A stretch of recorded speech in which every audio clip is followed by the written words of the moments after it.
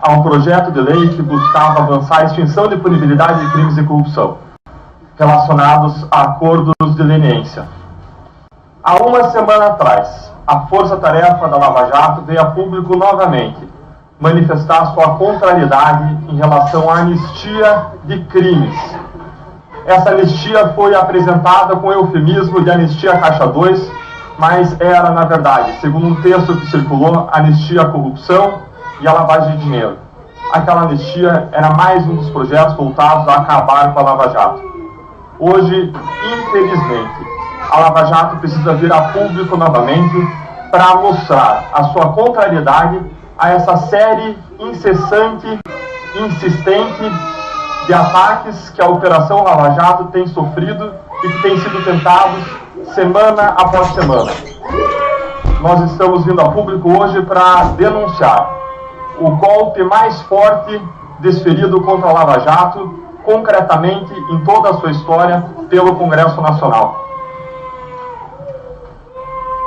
Eu vou ler uma nota pública que nós trazemos em nome de todos os procuradores da Força-Tarefa do caso Lava Jato, em que nós manifestamos nosso repúdio ao ataque da Câmara dos Deputados contra a independência de promotores, procuradores e juízes. Os procuradores da Força-Tarefa Lava Jato vêm a público manifestar repúdio ao ataque feito pela Câmara dos Deputados contra investigações e a independência de procuradores, promotores e juízes. A Câmara sinalizou o começo do fim da Lava Jato. Ontem à noite, a Câmara dos Deputados se reuniu para apreciar as 10 medidas anticorrupção. Elas objetivavam acabar com a regra da impunidade dos corruptos e poderosos, que é produto de falhas no sistema de justiça criminal, e fazer com que a corrupção não mais compense. Aproveitando-se de um momento de luto e consternação nacional, na calada da madrugada, as propostas foram subvertidas. As medidas contra a corrupção, endossadas por mais de 2 milhões de cidadãos, foram pervertidas para contrariar o desejo da iniciativa popular e favorecer a corrupção por meio da intimidação do Ministério Público e do Poder Judiciário. As 10 medidas foram rasgadas. Manteve-se a impunidade dos corruptos e poderosos, expressa no fato de que mais de 90% dos casos de corrupção que acontecem no Brasil não são punidos. A sociedade brasileira não pode mais considerar normal o que é anormal. Como se não fosse suficiente, foi aprovada a Lei da Intimidação contra o Ministério Público e o Poder Judiciário, sob o maligno disfarce de crimes de abuso de autoridade. Abusos devem sim ser punidos. Contudo, sob esse disfarce de crimes de abuso, há verdadeiros atentados contra a independência do exercício legítimo da atividade ministerial e judicial. A lei da intimidação avançada no Congresso faz do legítimo exercício da função do Ministério Público e do Judiciário uma atividade de altíssimo risco pessoal. A justificativa para a urgente intimidação de promotores, procuradores e juízes é falsa e busca manipular a opinião pública. Essas classes não estão a salvo da lei. Os membros do Ministério Público e do Poder Judiciário estão sujeitos a 4 esferas de responsabilidade: civil, criminal, disciplinar e administrativo disciplinar, e de probidade administrativa. Se há impunidade, é porque o sistema não funciona e, então, o que deve ser atacado não é a independência dos promotores, procuradores e juízes, e sim a regra da impunidade dos crimes de colarinho branco, a qual vale para corruptos de todos os órgãos públicos. Nesse sentido, o endurecimento das leis que tinha sido proposto por meio das 10 medidas anticorrupção se aplicaria a todos, inclusive promotores, procuradores e juízes. Persigam os juízes e promotores, soltem os colarinhos brancos. Essa é a mensagem da ação do Congresso de ontem, que enfraquece os órgãos que têm sido reconhecidos por uma atuação firme no combate à corrupção. A aprovação da lei de intimidação acontece em um momento em que as investigações à Lava Jato chegam cada vez mais perto de crimes de corrupção praticados por um número significativo de parlamentares influentes. O mesmo espírito de autopreservação que moveu a proposta de autoanistia, moveu e move a intimidação de promotores, procuradores e juízes. O objetivo é estancar a sangria. Há evidente conflito de interesses entre o que a sociedade quer e aqueles que se envolveram em atos de corrupção e têm influência dentro do parlamento querem. O avanço de propostas como a lei da intimidação instaura uma ditadura da corrupção, um estado de tirania em que o poder é exercido fora dos limites com os quais foi conferido pelo povo, isto é, fora da circunscrição do atendimento do interesse público. Se for aprovada, a proposta será o começo do fim da Lava Jato. Se medidas contra a corrupção podem ser convertidas em lei de intimidação, que favorece a corrupção e a prática de outros crimes por poderosos, restará ferido de morte o Estado de Direito. A força-tarefa da Lava Jato reafirma o seu compromisso de avançar enquanto for possível, trabalhando ainda mais duro dentro das regras da Constituição e das leis para investigar, processar e punir a corrupção, seja quem for o criminoso. Contudo, os procuradores da Força-Tarefa estão de acordo que não será possível continuar trabalhando na Lava Jato se a lei da intimidação for aprovada.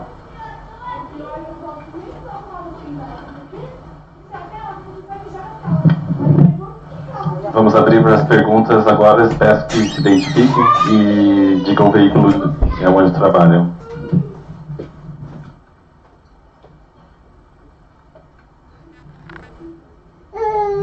Olá, boa tarde, Isabela da Globo News. Vocês falam nesse texto, mais de uma vez, em que não será possível continuar a força-tarefa. O que não é possível continuar? Vocês abandonariam os casos, a força-tarefa seria destruída, vocês deixariam essa função? Efetivamente, o que vocês podem fazer caso esse projeto continue tramitando?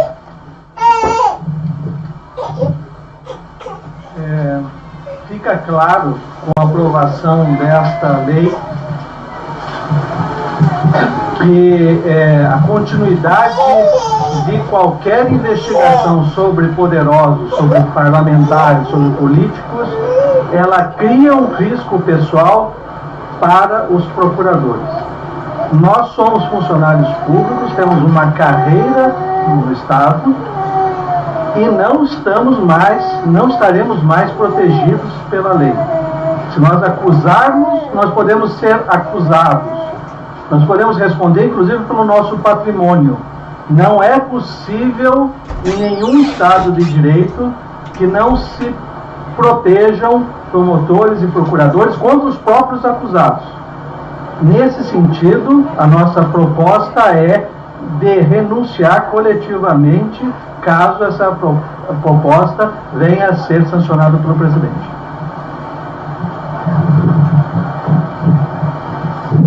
Boa tarde, Estelita, da Folha de São Paulo. Eu gostaria de saber, a partir de agora, se a Força Tarefa pretende adotar algum tipo de estratégia, mobilização junto ao Senado Federal, à população, ao próprio presidente Michel Temer, no sentido de, eventualmente, vetar essas propostas que foram aprovadas ontem, enfim, quais são os próximos passos daqui para frente para evitar, como disse o José Carlos Fernando, uma situação de fim da Lava Jato. Essa causa não é nossa. Essa causa é uma causa da sociedade. Nós não trabalhamos em favor próprio. Nós trabalhamos por ordem e para cumprir finalidades que a sociedade nos atribuiu. Se fossem necessários esclarecimentos, nós o daríamos. Mas nesse caso, o Congresso Nacional sabe muito bem o que está fazendo. Nesse caso, o Congresso Nacional está com o objetivo claro de estancar a sangria. Nós passamos esse ano inteiro indo à Comissão Anticorrupção e prestando todos os esclarecimentos relativos à aprovação de uma lei contra a corrupção, colocando todos os perigos relativos à aprovação de dispositivos virtuados contra a leniência. E, ainda assim, as propostas que vêm não são contra a corrupção, são sim a favor da corrupção. Essas propostas dizem muito claro para o que elas vieram. Nós não temos poder econômico, nós não temos poder político, nós não somos mobilizadores sociais. Essa causa não é nossa. Essa causa é uma causa de toda a sociedade, de todos os cidadãos.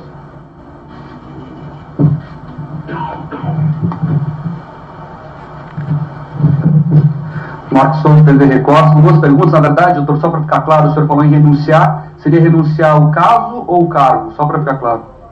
Nós, a maior parte que estão aqui, creio que somente o doutor Deltan, que é daqui de Curitiba, temos as nossas responsabilidades em outras unidades da federação e outras procuradorias. Nós vamos simplesmente retornar para as nossas atividades habituais, porque muito mais valerá a pena fazer um parecer em previdenciário do que se arriscar investigando poderosos. Ok, a segunda pergunta é até mais voltada para o doutor Deltan. Apesar de ser um projeto de iniciativa popular, ele foi capitaneado pelo MPF, que fez grande campanha para recolher assinatura e incentivou muito a sociedade a se mobilizar em torno desse assunto. Qual é o sentimento agora, quando de repente o projeto que ia mudar, que vocês capitanearam, se transformou contra vocês mesmos? Existem dois sentimentos. O primeiro sentimento é o sentimento de que toda a Lava Jato pode ser inútil, porque o Congresso já se manifestou que não quer um futuro diferente. É o que a Câmara dos Deputados manifestou ontem à noite. A oportunidade era incrível para que as brechas da impunidade se fechassem e para que se traçasse um novo rumo na história do Brasil. A resposta para isso foi não. A Câmara não precisava aprovar o que nós propusemos. Nós não queremos nos sobrepor ao Parlamento, pelo contrário, nós respeitamos integralmente a soberania do Parlamento. O que nós dissemos tantas vezes, inclusive lá pessoalmente, é que nós levamos a eles problemas que demandavam solução. Problemas do sistema de justiça que são claros e que estão aí gerando impunidade em centenas de casos de corrupção ao longo de todo o país. E a resposta para os problemas foi: vamos deixar que esses problemas continuem existindo. Vamos deixar que a impunidade continue reinando.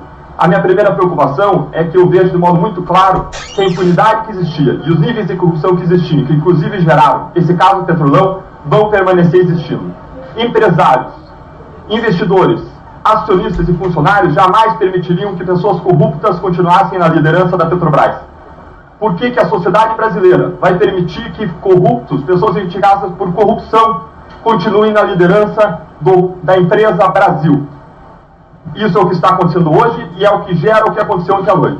Enquanto nós não tivermos uma limpeza, o que nós vamos encontrar no Parlamento, dia após dia, vão ser medidas que não vão vir contra a corrupção, mas sim para a autoproteção de interesses de pessoas influentes que praticaram sim corrupção, que estão lá sendo investigadas. Várias delas já foram acusadas e que estão sujeitas às penas da lei e que estão em função do sentimento, instinto e desejo de autopreservação, agindo contra o interesse público. A nossa segunda preocupação é que venham projetos que tornem pior ainda o Estado em relação ao que ele era antes. Foi isso que aconteceu na Itália e é nesse caminho que nós estamos seguindo como país. Quando não se aprovam medidas contra a corrupção e se aprovam medidas a favor da corrupção, o resultado final da Lava Jato e de todo esse processo histórico pelo qual nós estamos passando pode ser pior do que o resultado que nós tínhamos antes. O resultado que nós podemos ter é um Estado em um lugar mais corrupto do que era antes, e não melhor. Eu vou acrescentar algo que tem que ser dito e tem que deixar bem claro. É preciso que todos conheçam as mudanças. As mudanças são claras no sentido de responsabilizar pessoalmente procuradores, promotores e magistrados. Eles aproveitaram um projeto de combate à corrupção para se protegerem.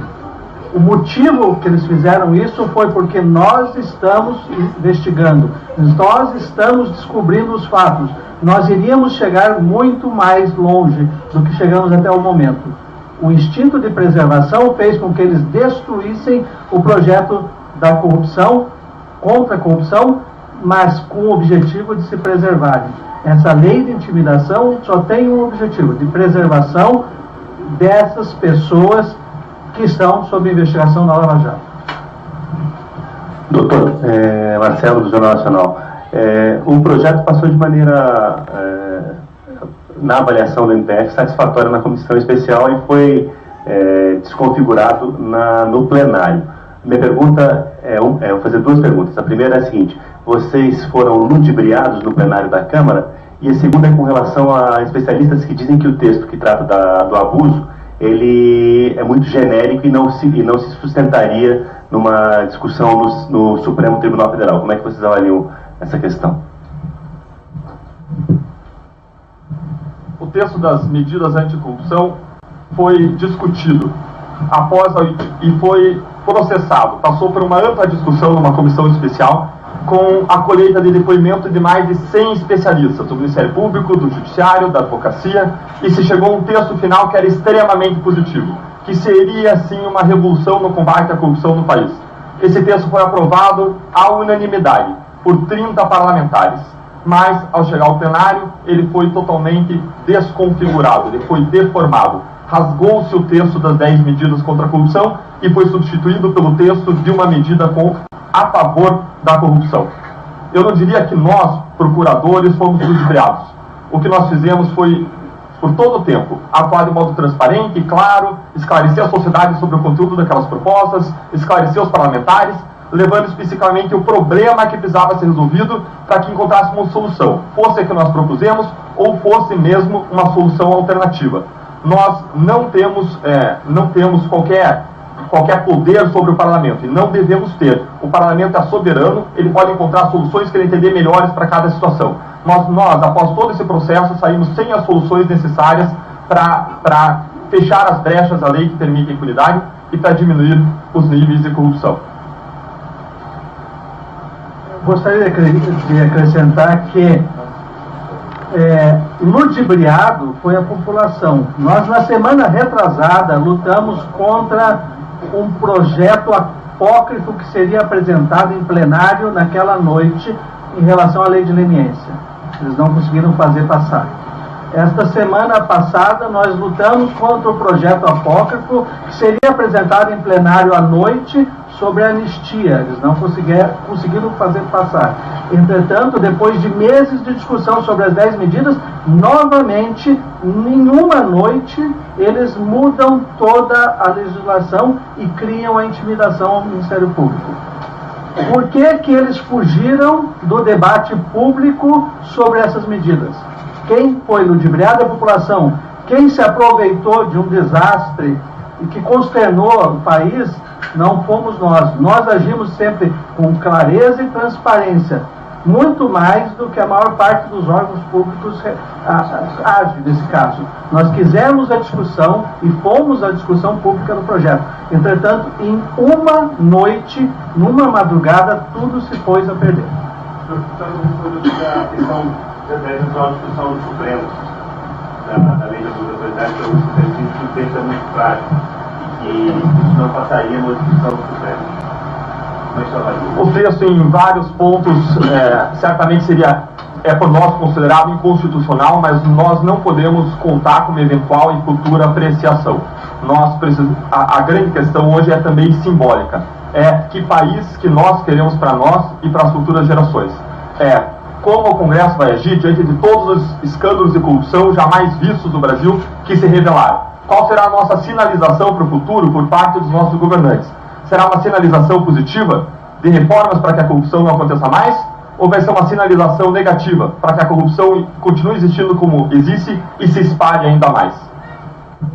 A gente acompanhou aí parte da entrevista coletiva e observamos aí uma reação duríssima do Ministério Público, da Força Tarefa da Lava Jato, em relação às medidas que foram aprovadas ontem na Câmara dos Deputados. A tal ponto que o procurador Carlos Fernando Lima, Santos Lima, disse o seguinte, que os procuradores da Lava Jato, a Força Tarefa da Lava Jato vai renunciar coletivamente a esse caso, vai parar de cuidar da Lava Jato, no caso dessas propostas serem sancionadas no final das contas. Das propostas que foram aprovadas ontem pelos deputados. Propostas que eles chamaram, Maria, de lei da intimidação. Isso. Exatamente, Uma bem lembrado. Bastante enfática. Aliás, os termos também do procurador Dalton foram fortíssimos. Ele falou em golpe, o golpe mais forte desferido contra a Lava Jato pelo Congresso Nacional. Ele falou em repúdio a esse ataque.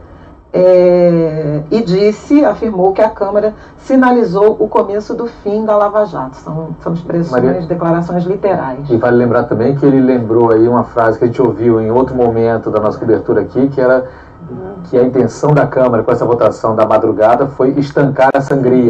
A gente lembra que essa expressão foi usada numa daquelas gravações feitas pelo Sérgio Machado, diretor da Petrobras, ex-presidente da Transpetro, perdão, em que ele conversava com o Romero Jucá, o senador, e que falava se primeiro a gente tira Dilma, depois a gente vai...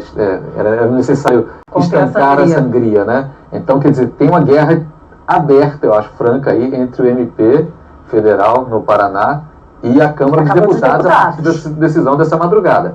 Agora isso vai passando para o Senado, depois chegando até a sanção do presidente Temer, a gente vai ter aí um desenrolar que vai ser a quem a Câmara, os procuradores acusaram de agir por instinto de preservação. De preservação, outras palavras do procurador. Aí, e assim, repetindo o que a gente vem lendo aqui nessa janela interativa, a exaustão, o Deltan Dallagnol falou o seguinte: aproveitando o momento de luta nacional, de tragédia, né, porque nós observamos ontem com esse avião, na calada da noite as propostas foram mudadas. Nas palavras de Deltan Dallagnol, ele disse: as 10 medidas foram rasgadas, né? Assim que começou essa entrevista coletiva, eles começaram a ler uma nota de repúdio, né? A gente vê que é muito forte. Ele chegou a falar: eu não vou nem questionar mais a constitucionalidade do que está sendo proposto também pelos deputados. Eu quero saber, diz Deltan Dallagnol, coordenador da Força Tarefa, ele diz: eu quero saber que Brasil a gente espera a partir de agora, né? Foram as palavras. Agora, Maria,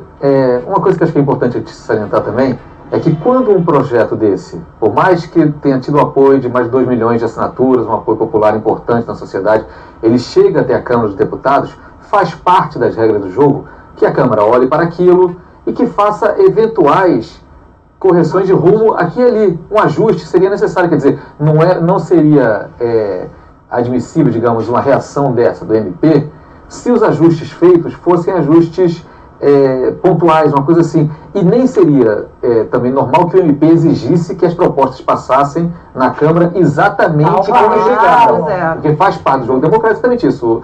Veio do Judiciário um projeto desse, a Câmara dá uma olhada ali, vê o que está dentro e o que não está, mas a reação, para mim, a força da reação, a veemência dela, vem do fato de que o que entrou não teve quase que absolutamente nada a ver com o que saiu. Daí a gente usar esse desfigurado tantas vezes. Olha, no G1, no site de notícias G1, você encontra, eu acho importante isso, a lista completa de como votaram os deputados em relação a cada uma dessas emendas que foram apresentadas durante a madrugada. G1.com.br, né?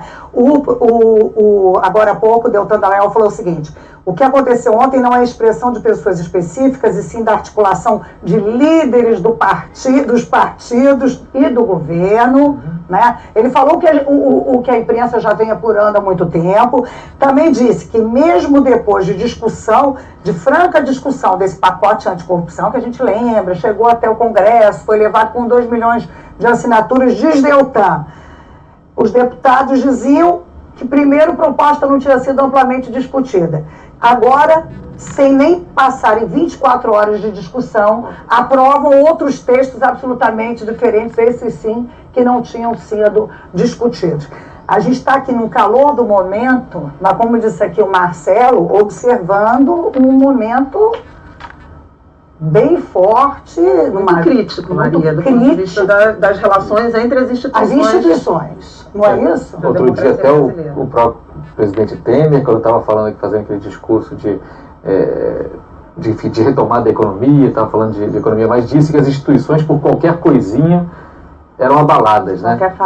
Qualquer fatorzinho eram abaladas. E isso não é qualquer fatorzinho. Não, e as instituições, de fato, aí há uma... E a presidente do Supremo Tribunal Federal, ministra Carmen Lúcia, também se pronunciou contrária ao projeto aprovado pela Câmara. Esse proposta que foi aprovado. Então, o que a gente acabou de acompanhar aqui, você vai continuar com a cobertura completa no Jornal da Globo News, edição das 4, com a Cristiane Pelágio, foi o seguinte: houve uma leitura, em primeiro lugar, de uma nota de repúdio fortíssima do Ministério Público contra a Câmara dos Deputados, contra o que foi aprovado ontem, o texto que foi aprovado ontem na Câmara dos Deputados, a tal ponto, faço questão aqui de destacar essa manchete, que o procurador Carlos Fernando Santos de Lima disse o seguinte: caso essa proposta, nesses moldes, seja sancionada, que a gente sabe que tem o caminho, vai para o Senado, pode voltar para a Câmara e pode ser sancionada finalmente pelo presidente, caso seja sancionada, a Força Tarefa vai renunciar coletivamente. É esse ponto que chegou aí o Ministério Público Federal. Obrigada pela companhia de vocês aqui no Estúdio I. Nós voltaremos amanhã às 2 da tarde contando com a sua companhia. Obrigada.